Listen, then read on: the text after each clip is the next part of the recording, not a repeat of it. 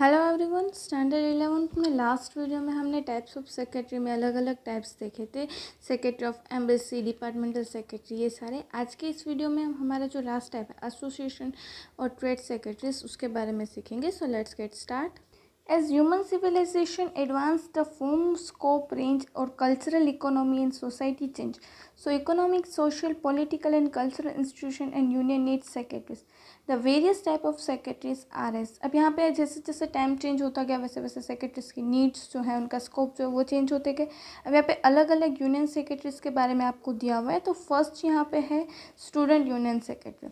In the schools and college, make students understand geometric pattern to utilize student rights to represent their problems. Such as students are formulated. The students elect a secretary by election.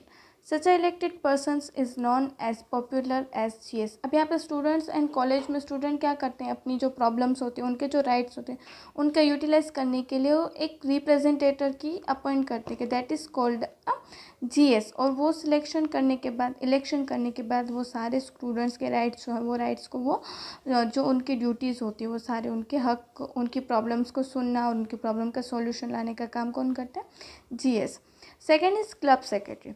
Clubs are established to promote sports and cultural activities. The Sports Club of Gujarat, BCCI, and the etc. The secretary is elected or appointed as per the constitution of club.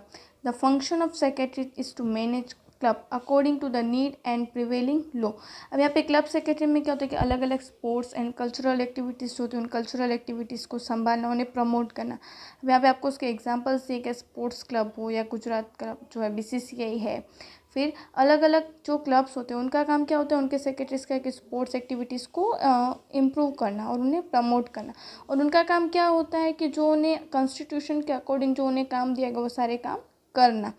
Third point is educational institute secretary. In cities like Delhi, Kota, Ahmedabad, big institution campus is established. To manage such a big institution secretary is appointed. In a such a secretary is called work as a chief administrative officer.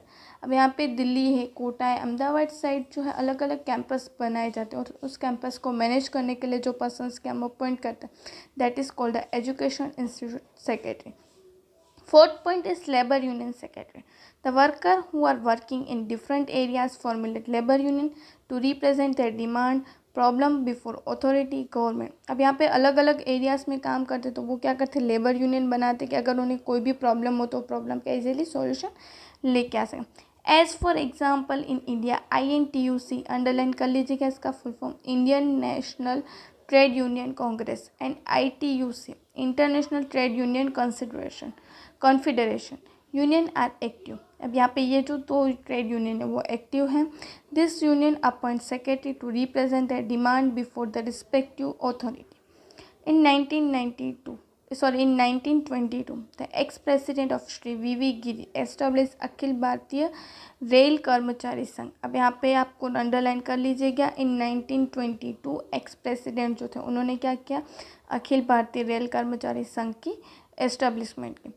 Fifth point हमें यहाँ पे दिया है trade association secretary. The trade association, the producer association, the service sector association etcetera establish the union to solve their problems which are raised in business. For example, Indian Chamber of Commerce, FICCI, etc. Such association, when such association are formulated, the secretary is appointed. The secretary has to manage association as per the constitution. वहाँ पे trade association और producer association मतलब कि जो अलग अलग groups बनाए जाते हैं कि कब किस तरह का डिसीजन लेना है, कैसे लेना है, कब कौन सा काम करना है, ये सारी चीज़ों के लिए जो ग्रुप बनाए जाते हैं और उस ग्रुप में जो हम पर्सनस की जो सेक्रेटरी का अपॉइंटमेंट करते हैं, that is called a trade union, trade association secretary. उसके बाद का लास्ट हमारा यहाँ पे सेक्रेटरी का टाइप्स दिया हुआ है cooperative society secretary. To promote economic empowerment of the people, to intense social and cultural environment of the society.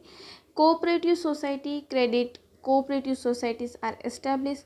Housing cooperative societies in schools, college and other institutions also employ staff employee establish staff credit cooperative society to obtain loan in easy terms and conditions।